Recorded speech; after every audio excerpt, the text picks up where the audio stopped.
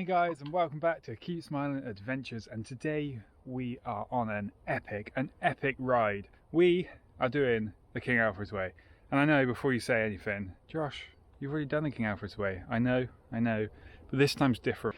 This time we are taking on the King Alfred's Way, the 220-mile epic off-road ride in one go.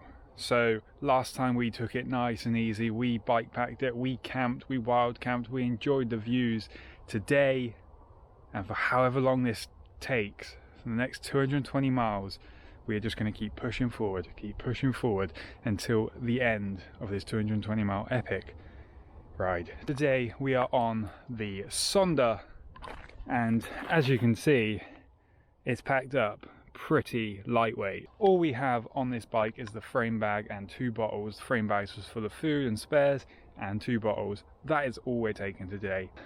Obviously doing this ride means I can't stop, get nice shots, so it's going to be more of a point of view kind of experience of all the suffering and the pain and the misery that I'm going to be going through on this 220-mile epic. The furthest I have ever ridden off-road is about 160 miles. That was mixed terrain, so similar to this sort of stuff. So 220 miles is going to be madness. Done quite a few big days on the road, but I've never done anything like this off-road. So 220 miles, King Alfred's Way in one go.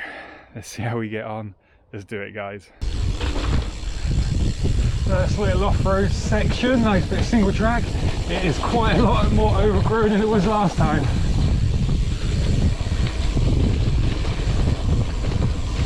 Woo.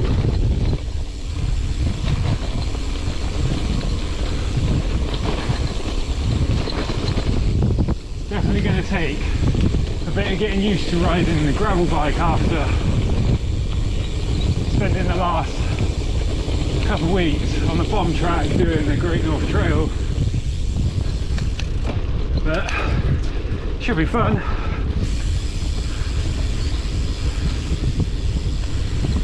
Oh, it's a bit boggy there.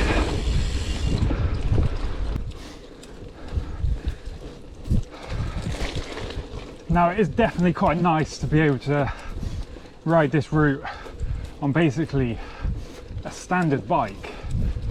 But I tell you what, gravel bikes don't instill the most confidence in me, because I don't like narrow stuff on gravel bikes. It just, yeah, it doesn't fulfill me with much confidence.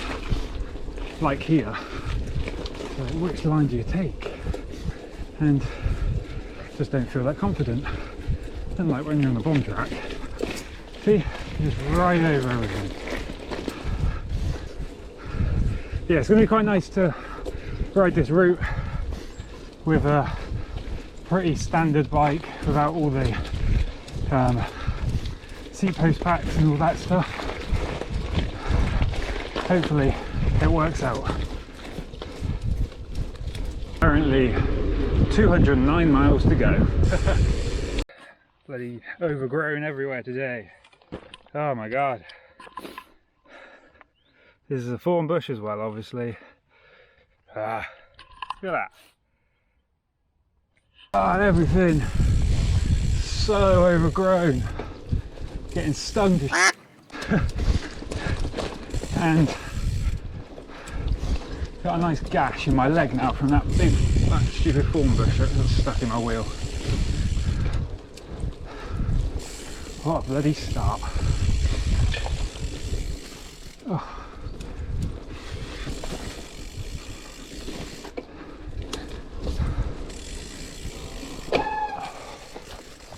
Oh my god.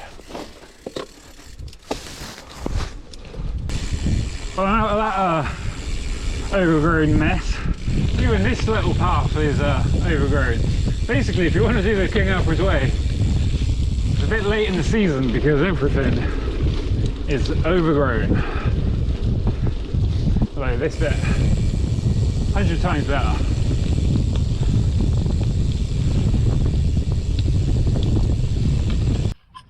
Well guys, I'm having a few issues, mainly with the tubeless tyres. I set them up a couple of days ago left them for a few days to settle down. Yesterday they were completely fine. Today they just keep going down. The front one's like burping, so I'm having to sort of pump it up every now and again. It seems to have settled down for a little bit. The rear one has a couple plugs in it, which is a bit, I know that's a bit sort of wishing on my stars a bit, but it's been fine all morning, but it did just go down, so I just reseated the plug. I'm hoping that's going to be enough just to sort of keep it up.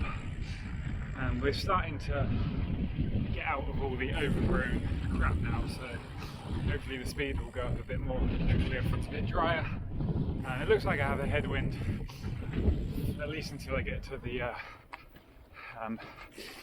Ridgeway. Yeah, let's carry on and let's hope we can complete this in one go. Let's do it.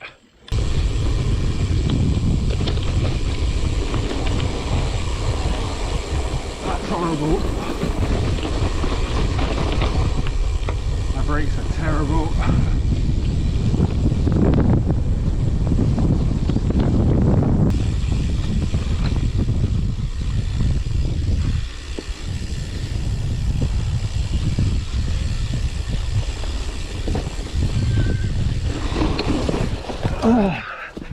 I hate these gutter things, and aren't you glad I was filming still?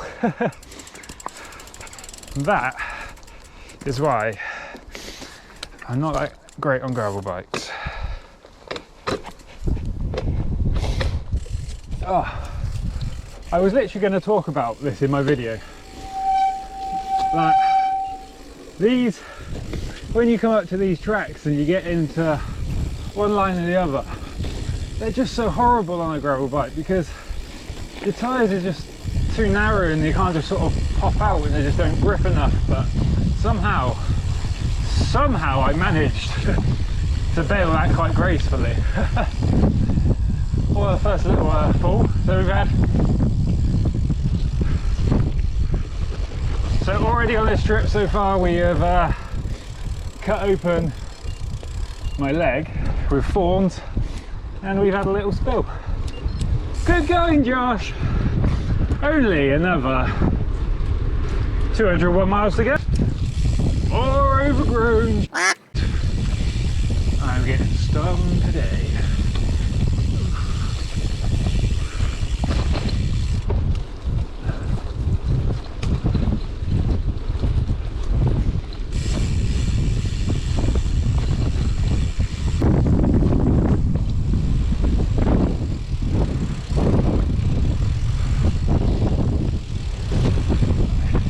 Section.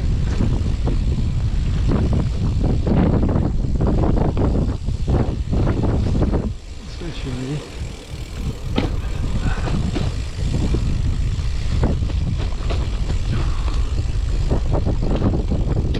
why do they have to put a barbed wire fence there?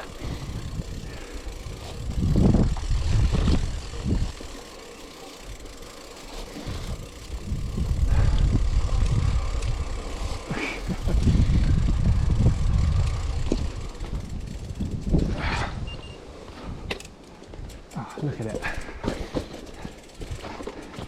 What was I saying about it just opening up a bit? After this bit.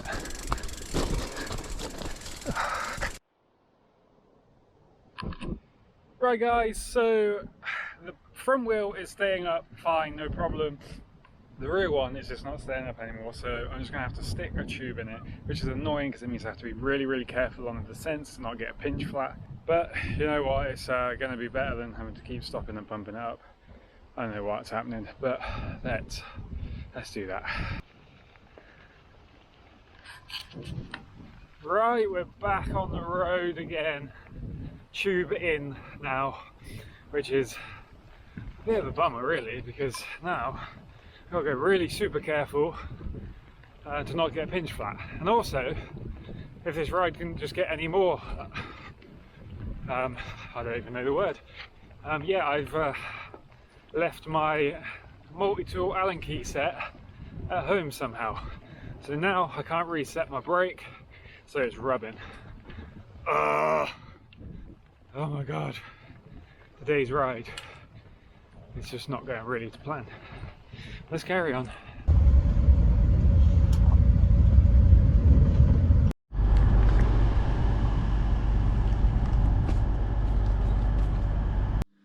Well guys, that ride did not really go to plan, and I was thinking about not releasing this video, but you know what, some adventures fail, and I want this channel to represent real life and not only show the successes but show that often things just go wrong. Why did it all go wrong?